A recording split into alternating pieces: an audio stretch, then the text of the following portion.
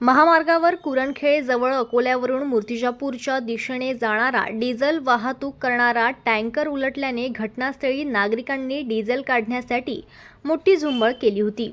Borgaon Manju police स्टेशनच्या हद्दीत येत असलेल्या कुरणखेळ येथील नवीन वस्तीजवळ डिझेल टँकर क्रमांक GJ12BZ8520 डिझेल टँकर उलटला।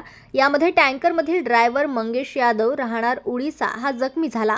त्याला कुरणखेळ येथील वीर गतसिंह आपत्कालीन शोध व बचाव पथकाने बाहेर काढून उपचारासाठी पाठविले आहे। यावेळी महामार्गावरील वाहतूक काही काळासाठी विस्कळीत झाली होती। घटनेची माहिती मिळताच बोरगाव मंजू पोलिसांनी घटनास्थळ गाठून पंचनामा केला। यावेळी नागरिकांनी एकच गर्दी केली। गर्दीतील काही नागरिकांनी डिझेल काढण्याचा प्रयत्नही केला। जनमत लाईव्ह न्यूजसाठी अकोलामधून संजय उमक यांची रिपोर्ट।